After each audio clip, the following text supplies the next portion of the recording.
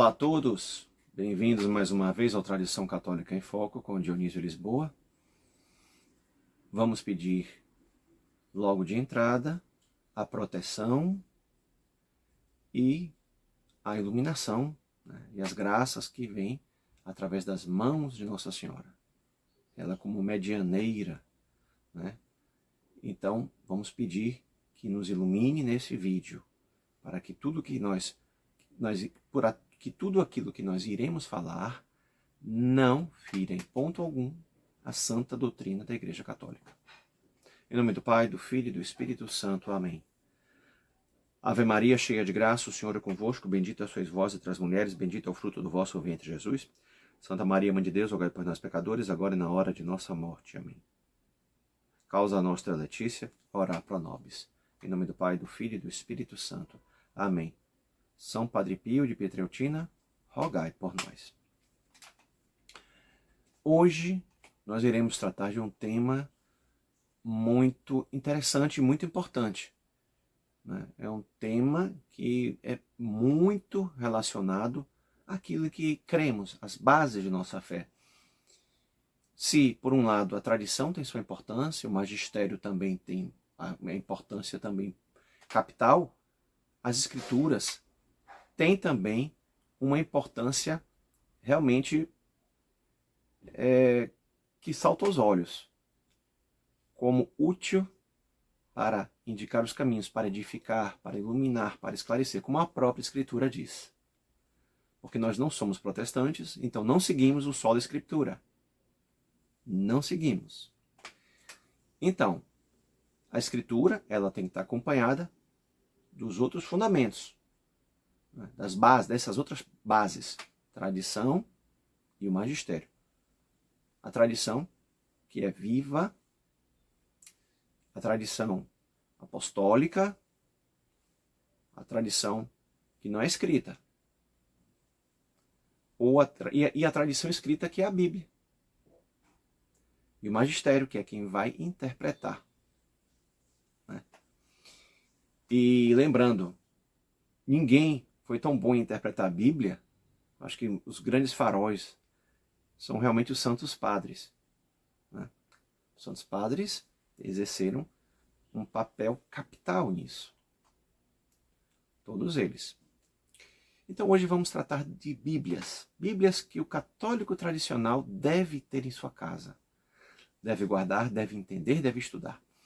A última, eu acho que essa, de todas, ela realmente vai satisfazer todos os pontos necessários para o católico se orientar também, né? Porque a Bíblia é uma das nossas fontes da revelação. A Bíblia é. Nós não desprezamos a Bíblia. Não fazemos isso. Não é correto.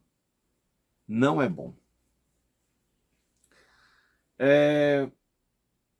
Hoje, então, vamos tratar da Bíblia.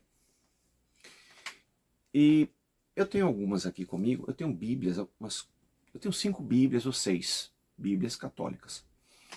E tenho uns evangelhos separados aqui. Separados para estudo. Interessantes. Católicos também. A primeira Bíblia que eu gostaria de falar é uma Bíblia que eu tenho há muitos anos. Desde os meus tempos em que eu estava mais ou menos fazendo o curso da Crisma no Rito Novo, lá atrás. E depois eu infelizmente enveredei pela renovação carismática católica, né? Mas tudo é experiência, né, gente? Eu não nego isso. Hoje em dia eu quero distância disso aí. Mas a primeira Bíblia que claro, não é uma Bíblia ruim. Ruim não é. Ela é interessante, a linguagem dela é acessível. Dá para ter em casa. É católica. É católica, é a Bíblia da Ave Maria. Essa edição aqui é bem antiga. Ó, Bíblia Sagrada da Ave Maria. Tem notas de rodapé, já tem muita coisa interessante. Né? As notas de rodapé. Sempre coloquei alguns marcadores aqui dentro. As notas de rodapé não são ruins. Né? Não são ruins. Bíblia da Ave Maria, ela é... Quando se trata de igreja pós-conciliar, ela é um dos padrões. que mais se usam, tá bom? Não impede nós de usarmos, mas eu não acho tão interessante como as que aqui a última que a gente vai falar, tá bom? Não impede você de comprar e ter a da Ave Maria, não impede, mas você tem material superior, tá bom? Bíblia da Ave Maria, editora Ave Maria. Tem edições bem mais bonitas, que essa aqui tá bem antigona, bem velha, bem velhinha, já manuseei muito. Outra Bíblia. Ó, essa aqui, um padre Neocon, ele diz que é boa. Tem uma folheada, que é baseada na Neo Vulgata. Dá para ler. É. Para quem não tem cão para caçar, caça com gato, né? A Bíblia Sagrada da CNB do B. CNB do B. Eu não chamo CNBB, não, é CNB do B mesmo, viu? Pelo menos tem todos os livros da Bíblia, né? Pelo menos tem. Tá bom? A edição não é ruim. Tem umas notinhas de rodapé breves, algumas referências. Tem mais referências mesmo do que as referências bíblicas. As notas de rodapé lembram um pouco as Bíblias protestantes, né? Algumas coisas, mas não é ruim em si. Todos os livros estão aqui, mas é como aquele gostinho de quero mais, né? Você pode ter ou não ter em casa.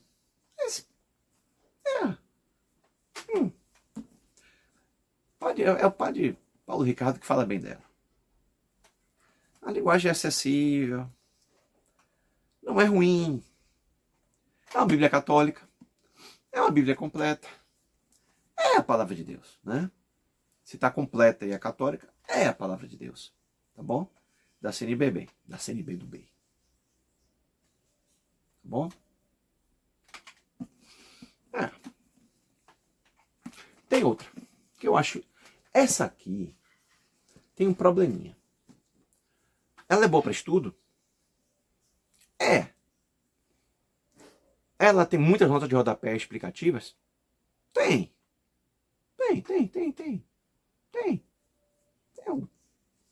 Tem algumas notas explicativas, é interessante. Para estudo não é ruim, tem alguns mapinhas. O problema é que teve dedo ecumênico aqui. Ecumênico, né? Ecumênico. Bíblia de Jerusalém. Para estudo não é ruim. Mas já tem algumas coisinhas aqui de modernismo. Tá bom? Não que a Bíblia da CNBB não tenha, porque essa daí tem. Mas essa daqui é boa para estudo. Não é ruim para estudo. O que eu acho interessante dela é que ela, antes de cada um, tem um trecho introdutório. E numa Bíblia antiga que eu tinha, que era da mesma Bíblia de Jerusalém, eu tenho, olha, ela está bem acabadinha de tanto eu consultar. Vinha com os 1000 recursos da Bíblia de Jerusalém. Aí eu guardei para colocar nessa mais nova. Vinha separado. Né? Guardo sempre junto, porque a outra está bem acabadinha. Precisa até mandar restaurar. É da Paulus, é boa para estudo. Para estudo, é boa. Tem as notas de rodapé. E chama Deus pelo nome. Yahvé, ou Yahuwah, ou Yahweh. Não se sabe ao certo como é que era o nome de Deus, o nome sagrado, o nome acima de todo o nome, que a gente tem que falar com todo respeito, com todo amor, com toda adoração. Mas essa aqui pelo menos tem essa vantagem, chama Deus pelo nome, não chama em vão, é um nome sagrado. Ela tem um trecho introdutório, eu acho interessante.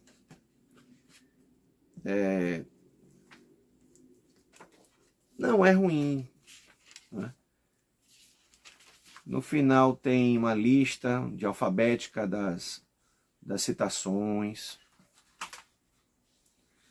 Ela é meio preparada, ela tem muita coisa aqui. Ela tem uns dicionáriozinhos que ela... Refeições, refrigério, refugir. Ela dá palavras, dá passagens que dizem respeito. é uma Bíblia razoável. Né?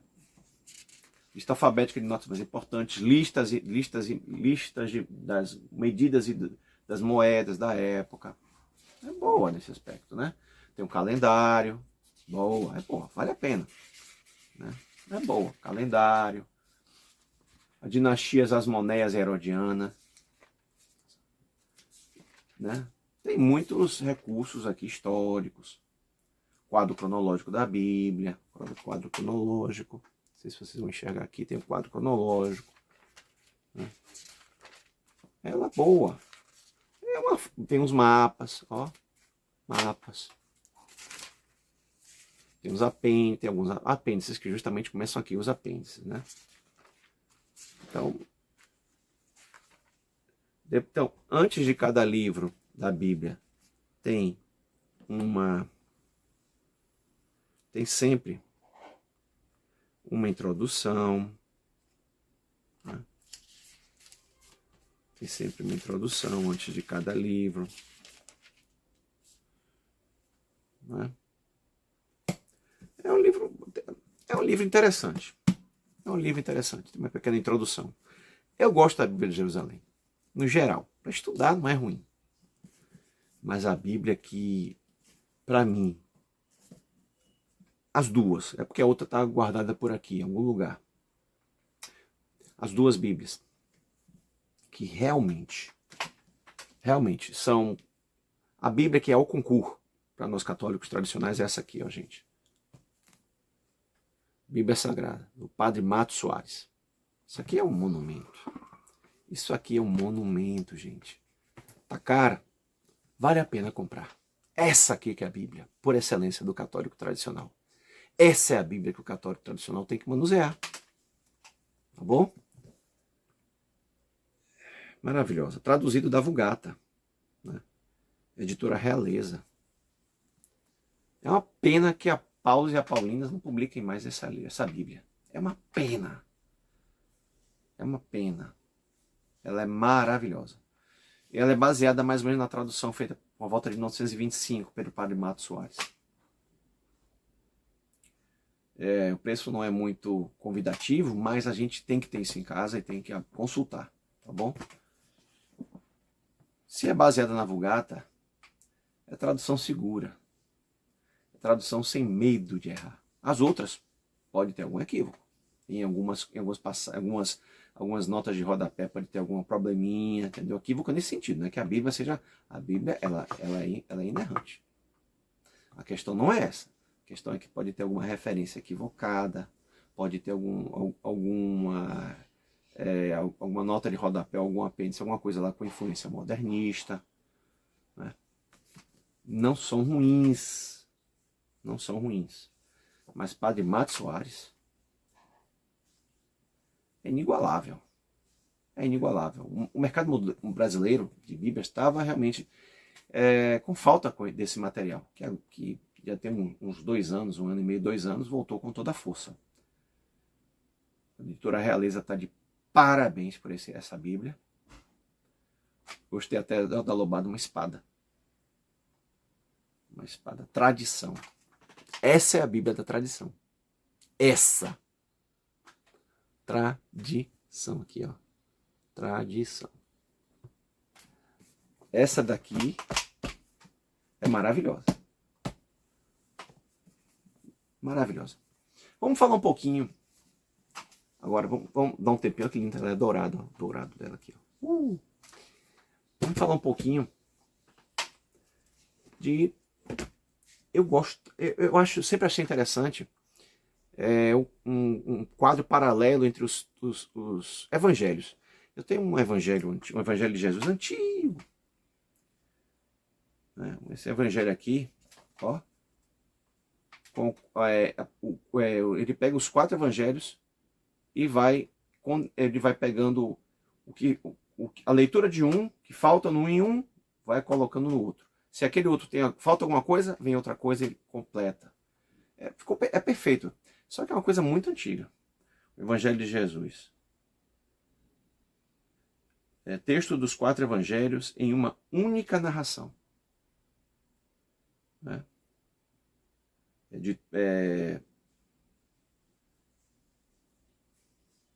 Inclusive com fotogramas.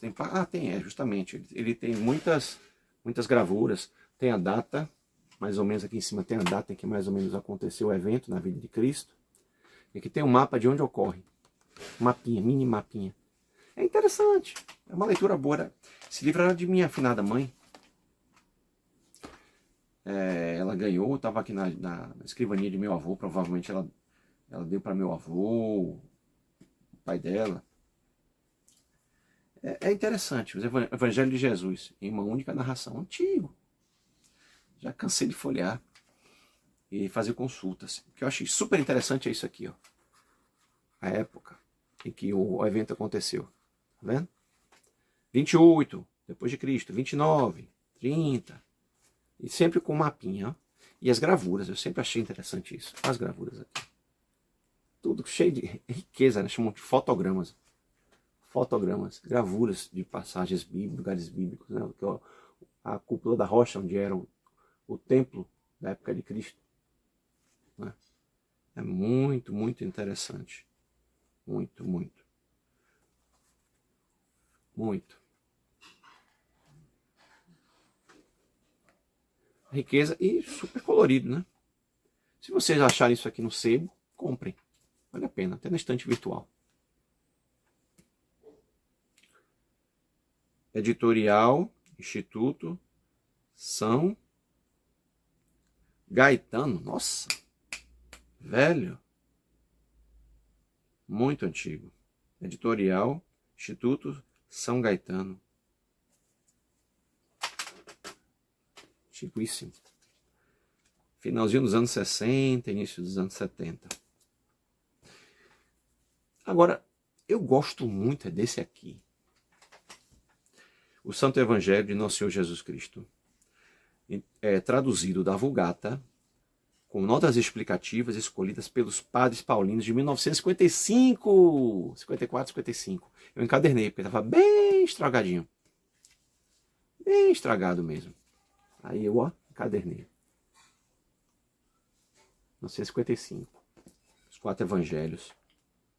Estão cheio de notas. Tem umas notas de rodapé. Né? Como é 1955, não tenho que acrescentar nem tirar nada, é perfeito. Né? Como é o Evangelho. O Evangelho de Nosso Jesus Cristo segundo São Marcos, o Evangelho de Jesus Cristo segundo São Mateus, São Marcos, São Lucas, tudo aqui. Se vocês acharem também, comprem no estante virtual, traduzido da Vulgata, com notas explicativas escolhidas pelos padres paulinos em 1954, 1955.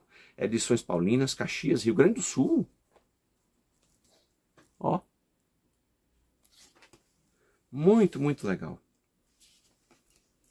Sempre tem nada obstat, claro, sempre teve, né?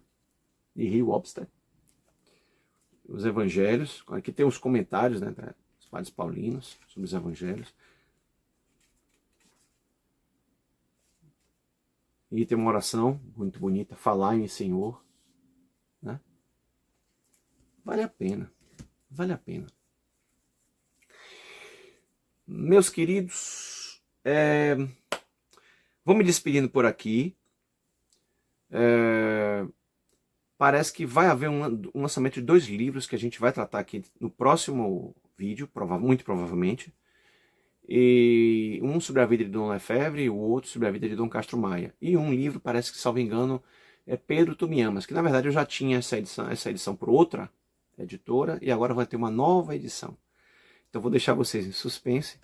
Muitos de vocês, alguns já devem saber mais ou menos do que é que eu estou falando. E o que é que eu posso dizer? Vamos ficar antenados, né, para os próximos eventos que vão acontecer. E qualquer coisa que vier a ocorrer, eu vou colocando nos vídeos ou então na descrição. Por enquanto, ainda a gente vai tratar disso mais para frente. Meus queridos, então é isso. Deus abençoe vocês. Ilumine a mente de vocês. Viu?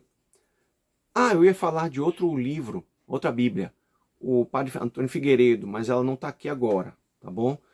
porque a Bíblia que eu tinha era da Barça, e a Barça nos últimos anos antes teve um probleminha naquela Bíblia, né, com aquela tradução, aquela Bíblia belíssima e luxuosa. Mais pra frente pode ser que a gente fale nela, porque a gente tem que falar, porque a Bíblia católica também é uma Bíblia super respeitável, mas por enquanto é só isso.